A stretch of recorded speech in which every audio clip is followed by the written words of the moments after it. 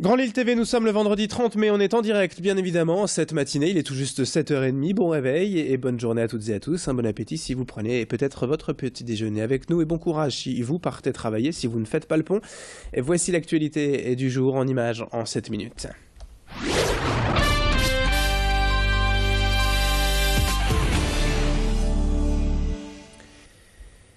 Et on ouvre tout d'abord ce journal avec cette image assez incroyable de près de 10 000 figurines Playmobil rassemblées ces jours-ci à l'église de Bouvines. Jean-Michel Lelier est un collectionneur passionné depuis son enfance et pour célébrer le 800e anniversaire de la bataille de Bouvines qui eut lieu le 27 juillet 1214, il a donc reproduit le plan de la bataille sur un plateau de 60 mètres carrés. On compte ainsi près de 10 000 personnages et animaux, tous habillés et équipés de tenues d'époque. Une reconstitution impressionnante de ce combat historique entre Français et Anglais au Moyen-Âge. 17 armées différentes sont regroupées et pour être le plus fidèle possible à l'histoire, Jean-Michel et sa femme ont même recréé les armureries de chaque personnage avec de nombreux détails sur chacun d'entre eux. La bataille est à revivre jusqu'à dimanche à l'église de Bouvines avec des visites commentées par l'intéressé à 11h, 15h et 17h. On l'écoute, Jean-Michel Lelier, collectionneur de Playmobil au micro de Macha Grunessen. Ce travail a été fait pendant plusieurs mois par mon épouse Isabelle qui collectionne aussi donc, ce jouet avec moi. Et donc elle a imprimé sur ordinateur les différentes armoiries correspondant aux différents ducs. Vous avez Montmorency, Champagne, Bourgogne, Melun, Beaumont, vous avez Ponthieu, vous avez même des évêques, vous avez des moines guerriers. Donc chacun, je dirais, sa propre armoirie, les blasons. Et donc nous avons reproduit l'ensemble des blasons sur ordinateur, du moins mon épouse s'en est occupée. Et elle a repositionné manuellement sur chaque personnage les blasons correspondant donc aux différentes armées.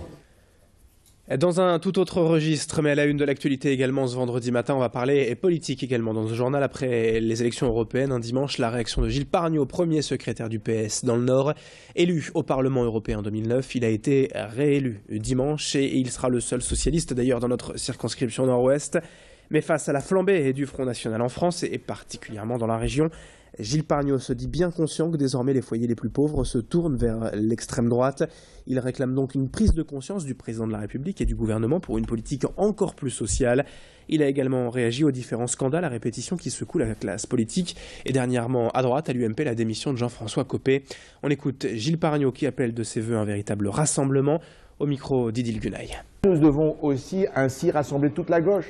La gauche qui doit aussi nécessairement comprendre que c'est avec nous, les socialistes, que nous pouvons ainsi retrouver, par cette nouvelle politique, la confiance de celles et de ceux qui subissent cette crise.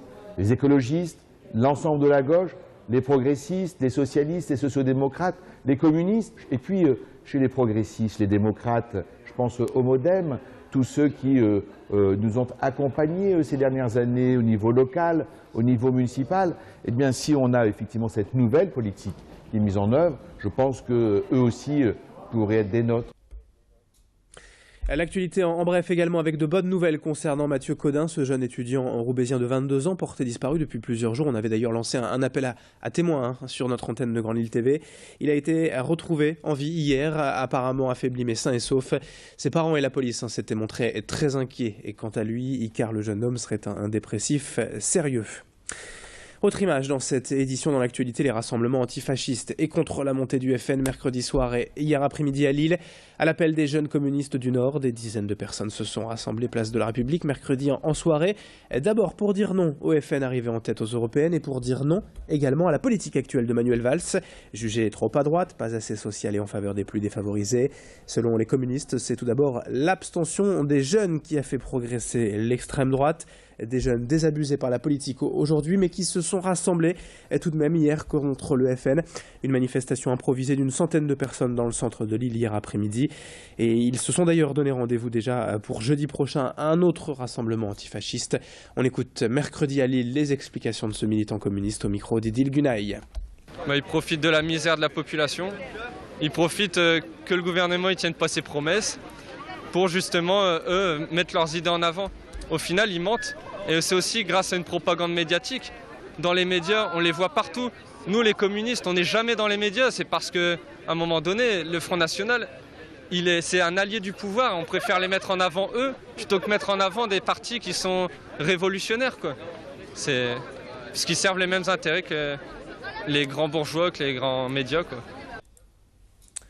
On enchaîne avec une bonne idée de sortie en ce long week-end de l'Ascension. Si vous faites le pont, le musée d'histoire naturelle de Lille nous fait remonter le temps à la découverte de l'homme de Néandertal, le premier humain à s'être installé dans toute l'Europe, ce qui fait de lui d'ailleurs un citoyen européen par excellence.